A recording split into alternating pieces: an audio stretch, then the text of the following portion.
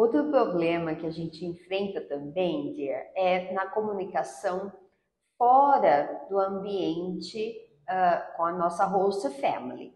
Porque uma vez que nós estamos lá todos os dias com as kids, todos os dias com os hosts, você vai acostumando, o seu ouvido acostuma com o sotaque deles, do jeito que eles falam, com as palavras que eles falam, porque lembra, eles vão sempre repetir.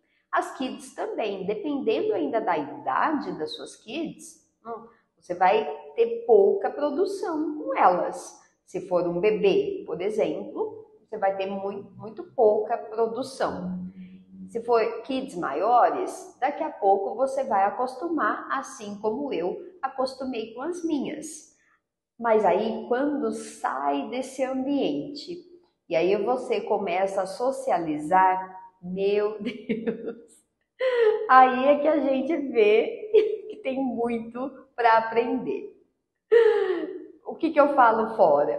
Quando você começa a sair para, não sei o seu estilo de vida, mas eu, quando eu era au pair, eu ia muito para balada, eu gostava de ir para balada. Então eu comecei a socializar com outras pessoas ali da balada, né? Ou de um café que eu ia. E a gente começa a fazer amizade com outras pessoas que não é desse círculo de au pair. E o que eu quero falar para vocês é que é importante que vocês tenham essa interação social com outras pessoas para desenvolver o seu inglês. É claro que nós, como au pairs brasileiras, a gente quer grudar em outra au pair brasileira. E isso acontece, dear. Tá? Eu tenho amigas que são minhas irmãs até hoje, assim, considero como irmãs, porque a gente se grudou muito, porque a gente entende uma outra. Uma porque a gente fala português e outra que somos au pairs, então passamos pelos mesmos problemas às vezes. Mas eu não estou falando para você evitá-las, ok? Tenha as suas amizades com a au pair brasileira, é muito importante para o seu emocional. Mas tentem ampliar esse leque de amizades com outras au pairs de outras nacionalidades. Por exemplo, eu tinha duas au pairs que eu fazia playdates com os meus kids, que eram alemãs, as duas. E foi muito interessante, porque a gente, além de melhorar o nosso inglês, a gente não tem tanto medo de cometer erros com elas, porque elas também, a primeira língua delas também não é inglês. E elas também estão aprendendo. Apesar que as alemãs, elas falam inglês bom, viu?